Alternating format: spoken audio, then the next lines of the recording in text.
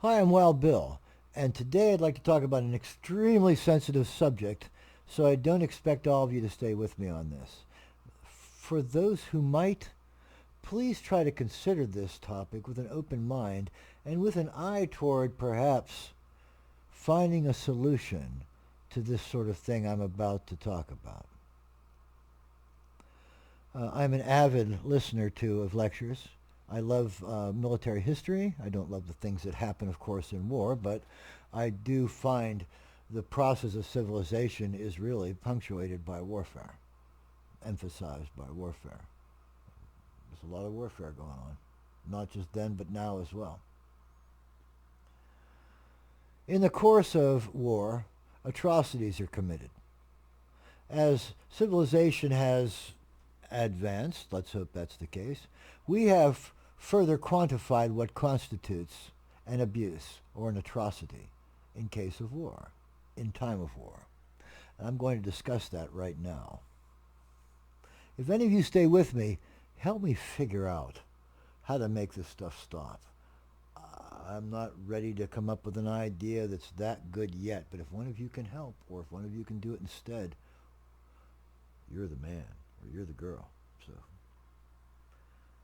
in the course of my watching videos, in the course of my listening to lectures, in the course of my reading accounts and histories and memoirs, I have come across many allusions to SS atrocities committed during the pursuit and the persecution of World War II.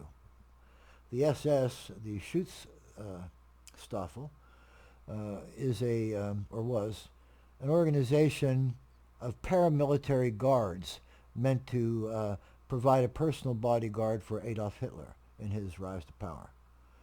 In the late 1930s, these were, some of them, expanded and armed as the regular army was armed, and given officers and made into official units and incorporated into the military. Not exactly part of the Wehrmacht, the general German army, but certainly part of the greater, I think it's called Das Heer. It's the whole of the German military. These guys were highly motivated, these Schutzstaffel, highly motivated, politically indoctrinated, because you know Hitler was a big political indoctrinator. He believed that propaganda could strip a person bare of any moral or ethical imperative, and that he would then provide that ethical and moral imperative. I'm pretty sure I've got that right. I'm not twisting that anyway. I'm not trying to make a point there. He wasn't alone. But his troops, his SS, are almost the poster boys for wartime atrocities. That is, if you don't know about Pol Pot or certain other people that I don't want to mention at this time, we can talk about them later. I'm going to talk about all atrocity in general in part of this.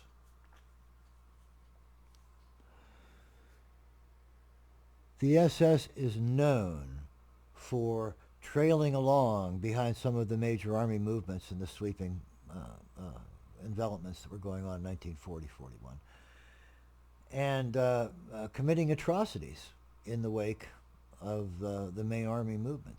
Now, sometimes these guys weren't just toadies. Sometimes these guys were main units. They had their own divisions, and they were used as functional soldiers.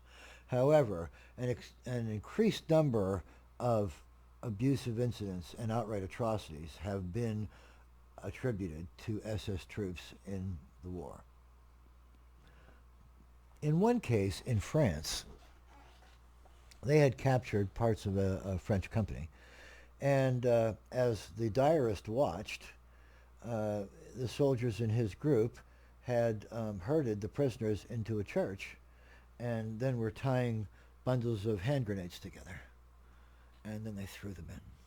Boom, boom, boom, boom. And then they machine gunned anybody that ran away. That sounds pretty horrible, doesn't it? It is pretty horrible. If that was your son, how would you feel? Now, I don't know how you'd feel if it was your son pulling the trigger, because that's a different parent there. Some parent raised their kid, and there he is, making him proud? Probably not. I'm thinking none of those parents were thinking like, yeah, my boy's committing atrocities. I'm like all for it. I'm pretty sure they're thinking, oh, crap. Oh, please. But really, If you were a German, you didn't hear about this stuff. And that's part of also what I want to talk about. So here's my little, I'd like to set the scene and give you a picture of what this scene might have been like through the eyes of a soldier, perhaps an SS soldier, someone about to witness this atrocity take place. Highly motivated soldiers, like the SS, are just that. Men trained to a high state of readiness, men conditioned to obey commands and to kill if required.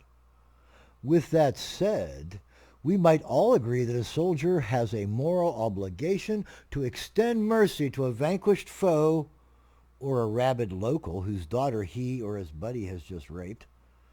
However, what kind of conviction, what sort of special courage must it take to go against the grain, to fight your soldier's programming, you, the motivated soldier?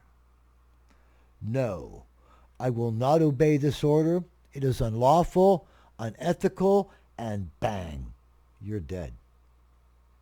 You may have found your soul, but your buddies are as highly motivated as you had been and might not see it in the same way in that place at that time. More than this, your officer sees your act as rank insubordination, a dangerous threat to his authority among men primed to kill. A treacherous offense, punishable in almost every army at war by instant execution. Oh yeah. The heroes, we assert, are those who have elevated the moral quality of behavior to a fourth leg of the three-legged stool of a soldier in war. The three legs were obedience, conformity, and predictability. And here now is a soldier adding morality. That's a big change.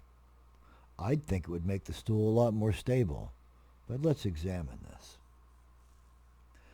A few of these heroes are especially honored, and we are well served as a people to so honor them. But heroes get shot by their officers or their fellows, or sometimes punished in cruel or unjust ways out of the prying eyes of the press. Generals are sacked for urging mercy when the leadership has visions of memoir sales, of patronage glorias mundi, dancing through its more pragmatic head. Abuses are swept under the rug. And what happens to those who tried to intervene or blew the whistle after? The soldier system emphasizes and rewards obedience and uniformity. Your sergeant might know you well enough to make allowances for your several quirks, but some random captain sent to take over your company after losses needs to know you'll salute and ask where and what color, sir. If you want to hug a tree, do it off the company clock.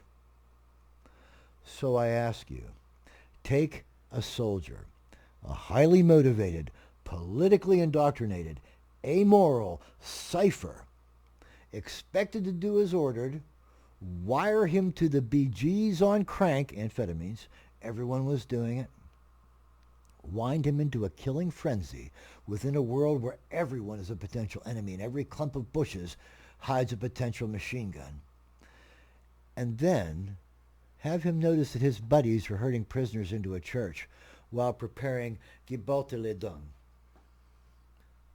And now imagine his epiphany.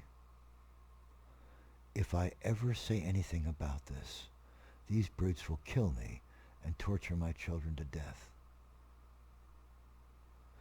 So I ask you, can anybody think of another way that this can go down? Has anyone ever seen it go another way except these very few cases about these people that we honor as heroes? Do we think it's only happened a few times? All right, I'm Wild Bill, and that's my story for today.